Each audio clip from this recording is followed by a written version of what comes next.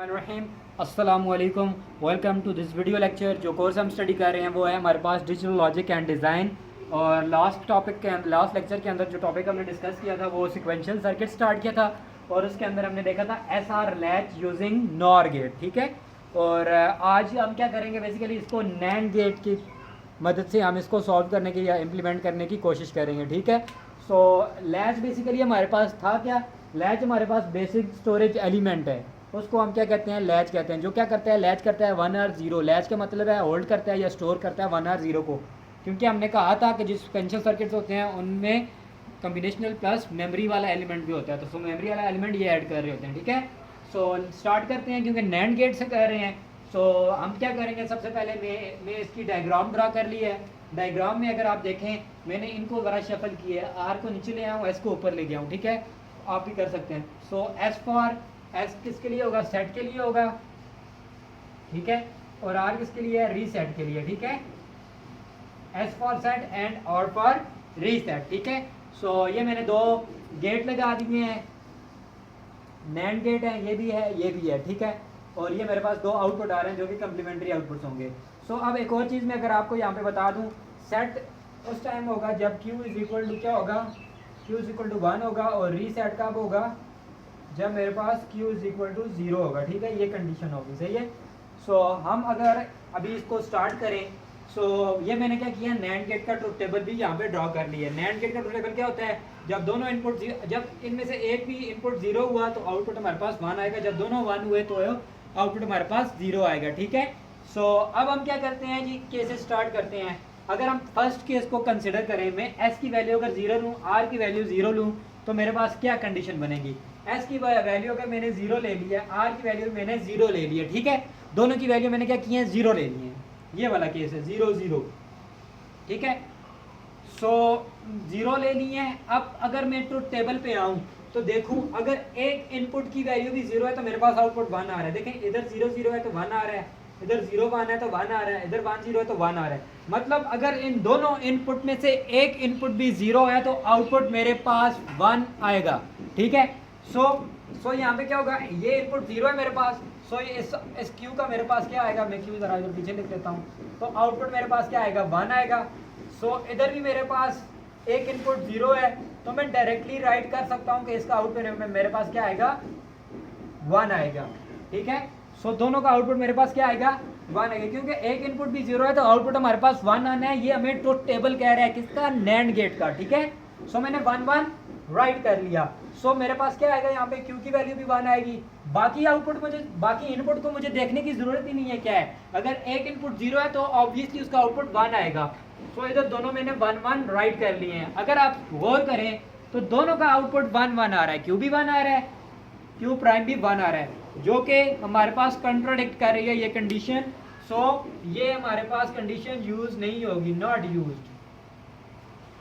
ठीक है, ये कंडीशन हमारे पास यूज नहीं, क्यों नहीं यूज होगी, क्योंकि ये कंप्लीमेंट्री आउटपुट्स हैं। एक का आउटपुट 1 है तो दूसरे का 0 आना चाहिए, एक का 0 है दूसरे का 1 आना चाहिए, लेकिन इधर दोनों का मेरे पास 1 1 आ रहा है। सो इस कंडीशन को क्या करेंगे, हम यूज नहीं करेंगे। सो इसका मैं नीचे लिख लेता हूं, नॉट यूज्ड। ठीक है, नॉट यूज, जिस तरह हमने पिछले केस में किया था, नार वाले में दोनों 1 1 आ जाए तो हम उसको यूज नहीं कर रहे थे। इसमें अगर दोनों 0 0 आएंगे तो इसको हम यूज नहीं करेंगे। ठीक है, नॉट यूज्ड। अगर हम दूसरे केस में आ जाए, इसको मैं रफ कर देता हूं। अब अगर दूसरा केस पे आ जाए, सेकंड केस पे, इस पे आ जाए, इसमें अगर एस की वैल्यू में 1 लूं और आर की वैल्यू में 0 लूं, तो देखते हैं Q की वैल्यू क्या आती है और Q प्राइम की वैल्यू मेरे पास क्या आती है। अगर एस की वैल्यू मेरे पास 1 है, 1 को छोड़ें, पहले 0 को देखें, क्योंकि हमने ट्रुथ टेबल में देखा अगर एक इनपुट भी 0 हो तो उसका आउटपुट क्या आएगा, 1 आएगा। सो इसका इनपुट 0 है, एक ये वाला इनपुट 0 है, दूसरे इनपुट को अभी मैं गौर ही नहीं कर रहा, जस्ट एक इनपुट को देख रहा हूँ। अगर 0 है तो मेरे पास 1 आएगा, सो मैंने डायरेक्टली इसकी वैल्यू 1 लिख दी। सो इधर मेरे पास क्या आ रहा है, 1 आ रहा है। सो Q प्राइम की वैल्यू मेरे पास क्या आएगी, 1 आएगी। सो अब इस 1 को मैं अगर ऊपर पास करूँ, यहाँ पे भी मेरे पास 1 आ गया, इधर से भी 1 आ रहा है, इधर से भी मेरे पास ये वाला 1 इधर इनपुट आ गया। सो दोनों इनपुट 1 हो, जब दोनों इनपुट 1 हो तो आउटपुट मेरे पास 0 आएगा। सो यहाँ पे मेरे पास क्या आ गया, 0 आ गया। ठीक है, सो अगर इसको भी यहाँ पे 0 लें, ये भी 0 लें, अगर 0 0 तो यहाँ पे 1 ही आएगा। ठीक है, सो हम अगर एक इनपुट भी 0 हो तो हम उसको 1 ले लेते हैं आउटपुट में, क्योंकि नैंड गेट हमें ट्रुथ टेबल बता रहा है। सो हमारे पास क्यू की वैल्यू क्या आ गई, 0 आ गई। क्यू प्राइम की वैल्यू मेरे पास क्या आ गई, 1 आ गई। ठीक है, अभी मैं इनको रफ कर देता हूँ, नेक्स्ट केस के ऊपर चले जाते हैं।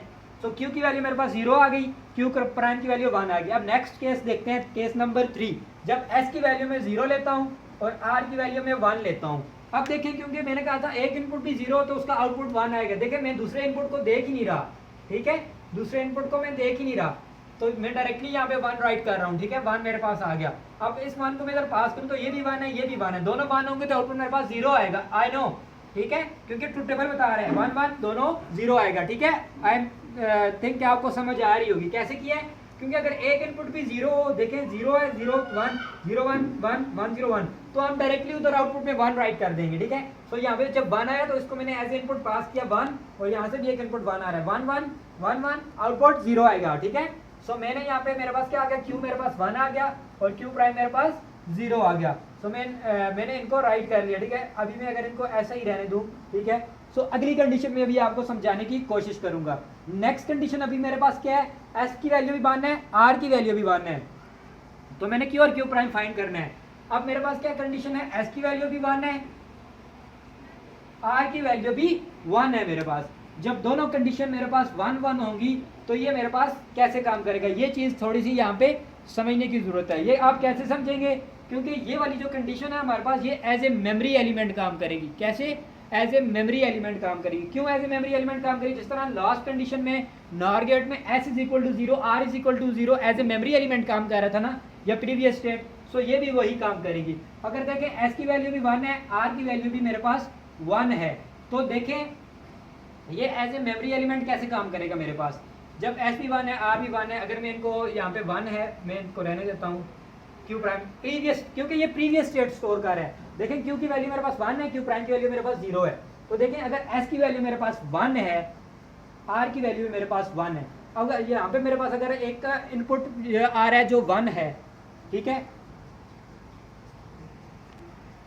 हम बेसिकली यहाँ पे करेंगे क्या, दोनों 1 1 जब हमने ले ली तो मैंने जो प्रीवियस आउटपुट मेरे पास आ रहा था ना, मैंने उसको एज इट इज उसकी वैल्यू रहने दी है। ठीक है, अब अगर देखें यहाँ पे मेरे पास वैल्यू 1 है, आर की वैल्यू 1 है, तो प्रीवियस आउटपुट की वैल्यू मेरे पास यहाँ पे क्या आ रही थी, क्योंकि 1, तो यहाँ से भी 1 आया, यहाँ से भी 1 आया।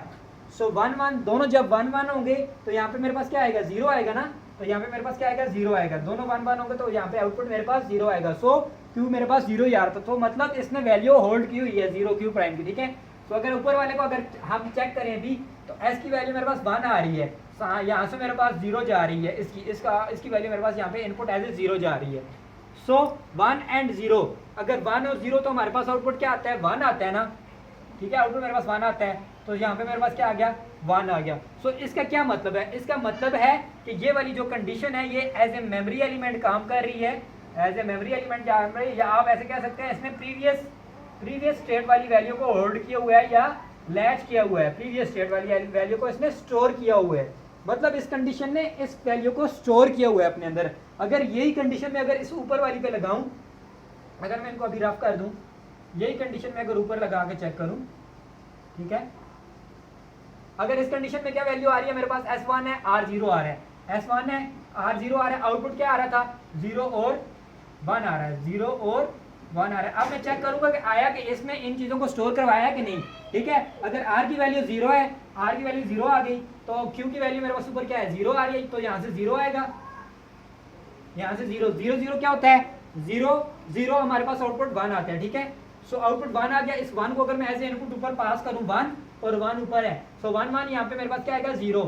सो मतलब ये कंडीशन ट्रू है। सो यहाँ पे भी S is equal to 1, R is equal to 1 हमारे पास क्या काम कर रहा है, एज ए मेमोरी एलिमेंट काम कर रहा है, या आप कह सकते हैं इसने क्या करवाया हुआ है, प्रीवियस स्टेट को स्टोर करवाया हुआ है। ठीक है, सो इसका अगर हम ट्रुथ टेबल अभी ड्रॉ कर लें इसी, सो बेसिकली देखा है आपने, हमने ये condition S is equal to 1, R is equal to 1, इधर भी एज ए मेमोरी एलिमेंट काम करेगी और इधर भी S is equal to R is equal to 1, ये इसके लिए क्या करेगी, प्रीवियस स्टेट को होल्ड करेगी, या एज ए मेमोरी एलिमेंट आप कह सकते हैं काम करेगी। ठीक है, सो अगर अभी मैं इसका ट्रुथ टेबल बनाऊं, तो नैंड गेट था, यहाँ पे S ले लिया मैंने, यहाँ पे R ले लिया, और मेरे पास क्या आ रहा था, Q एंड Q प्राइम आ रहा था मेरे पास। ठीक है, सो S जब मेरे पास 0 होगा, R भी मेरे पास 0 होगा, S 0 होगा, R 0 होगा, सो क्यू की वैल्यू मेरे पास यहाँ पे 1 आएगी, यहाँ पे भी 1 आएगी। सो इस कंडीशन को मैंने क्या नाम दिया था कि इसको क्या कहेंगे हम, इट विल नॉट यूज, इसको हम यूज नहीं करेंगे, नॉट यूज कंडीशन है ये, ठीक है, ये कंडीशन यूज नहीं होगी।